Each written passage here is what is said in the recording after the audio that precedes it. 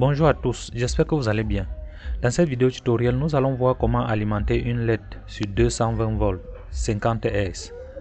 J'ai vu partout sur internet plusieurs montages qui permettent d'alimenter directement la LED sur 220 volts, mais le chemin n'est pas tout à fait sécurisé et la LED ne peut pas durer sur la longueur.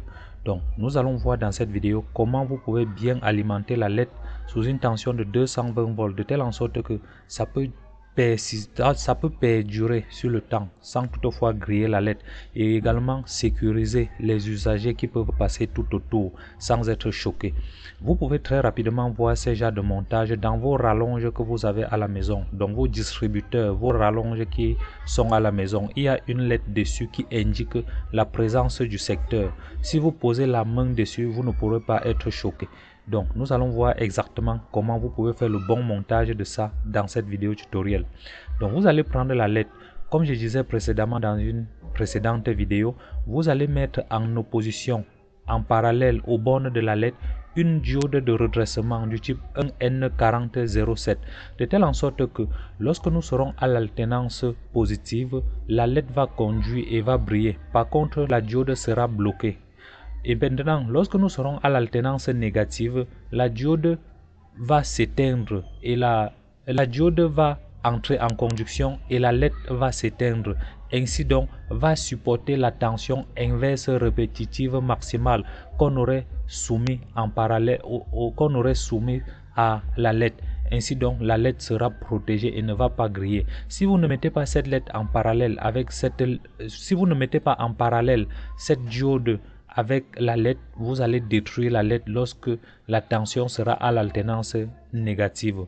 Vous êtes sans ignorer que lorsqu'on parle d'une tension alternative 220 volts, c'est une tension qui oscille entre deux valeurs, deux alternances, entre l'alternance positive et l'alternance négative.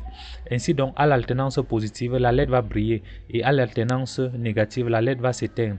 Tellement ça fait à une fréquence élevée qui est ici 50 Hz que vous ne pouvez pas voir le scintillement. Vous ne pouvez pas voir le clignotement de la LED. Donc voilà en fait comment cela fonctionne. Par la suite, nous allons mettre une résistance de limitation de courant dans un côté de 47 kg.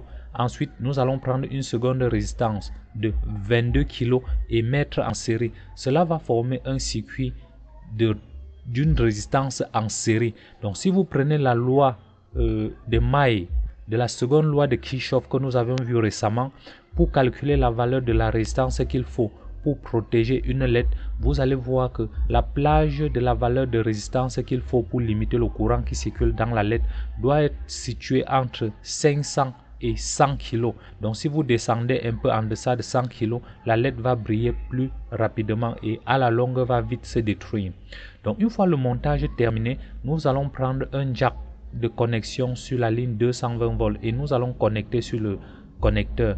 Ainsi donc, nous pouvons utiliser ces genres de lampes comme veilleuse. Donc lorsque nous allons brancher sur la prise durant la nuit, elle peut nous servir de témoin. Elle peut nous indiquer juste la présence d'une énergie. Elle peut nous indiquer plusieurs autres choses que vous pouvez utiliser en votre fin. Donc voilà un peu comment le montage fonctionne. Lorsque nous allons lancer la simulation dans Proteus, vous allez voir un peu comment le montage fonctionne. Bon, lorsque vous allez remettre maintenant dans le boîtier, ce sera correct. Vous aurez quelque chose de génial. Bien avant que la vidéo ne continue, je vous invite à vous abonner sur cette chaîne et de me mettre un pouce like si vous êtes nouveau.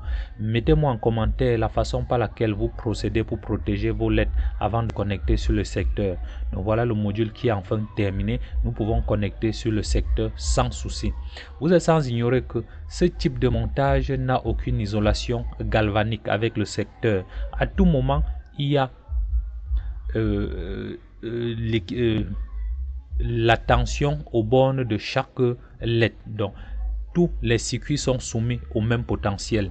Maintenant nous allons passer au montage numéro 2. Imaginons maintenant que nous avions plusieurs LED.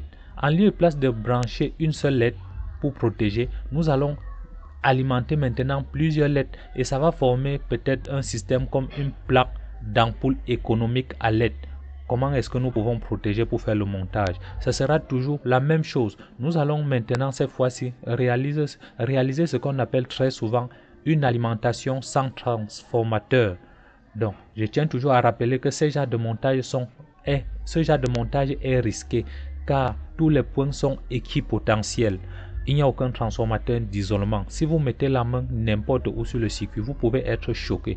Et lorsque vous montez les LED en série, vous devez respecter les anodes et les cathodes.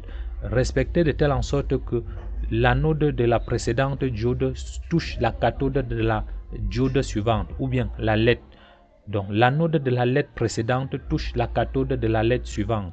Si vous ne le faites pas comme ça et qu'une diode et qu'une LED est montée en opposition, ça va bloquer tout le circuit, ça ne va pas fonctionner. Donc voilà en grosso modo comment sont câblées vos lampes économiques à LED que vous avez à la maison. Une fois qu'on aura fini le câblage, nous allons réaliser le circuit d'alimentation. Le circuit que nous sommes en train de câbler, c'est juste une connexion série. Donc c'est une association série. À la fin, nous aurons une entrée anode et nous allons avoir une entrée cathode. Voilà, respectivement. Et puis nous allons concevoir une alimentation sans transformateur à partir des diodes condensateurs pour limiter le courant qui va circuler. Afin de sécuriser le circuit, pour empêcher les faux contacts, nous allons souder un peu les bords pour rendre le chemin beaucoup plus solide avec le temps, beaucoup plus solide et réduire les risques d'électrisation et les risques d'électrocution. Par la suite, nous allons faire un pont redresseur double alternance, ensuite filtré par un condensateur de filtrage. La plage de valeur de tension doit aller de 22 micros jusqu'à 470 microfarads. Vous voyez là, sous une tension de 60 volts, car nous avions fait une atténuation, nous avions réduit la valeur de tension avec une résistance d'1 méga-ohm et puis d'un condensateur non polarisé. C'est ce qu'on appelle le plus souvent alimentation capacitive sans transformateur. Le schéma va fonctionner exactement normalement. Et une fois ceci repéré, nous allons juste faire le socket qui va aller sur le secteur 220 volts et puis nous allons connecter. Le schéma va fonctionner normalement. Pour rappel, tous les points sont équipotentiels. Lorsque vous voulez connecter sur le circuit, rassurez-vous que vous êtes bien isolé et que l'interrupteur est ouvert. Qui dit ici point équipotentiel, ça voudrait dire que le courant circule partout dans le montage. Si vous touchez n'importe où dans le montage, vous serez électrisé, voire même électrocuté. Lorsque vous faites des manœuvres sur des alimentations sans transformateur, vous devez prendre des mesures de sécurité car il n'y a aucun transformateur d'isolement. Faites très attention lorsque vous voulez connecter une alimentation sans transformateur au secteur.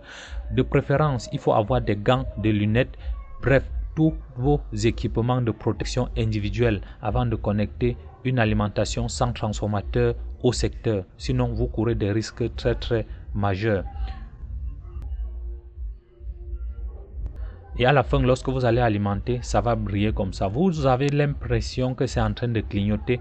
Ben, ce n'est pas ça le cas. C'est juste à la fréquence de 50 Hz. L'œil ne perçoit pas des objets qui vont et viennent à une fréquence très élevée.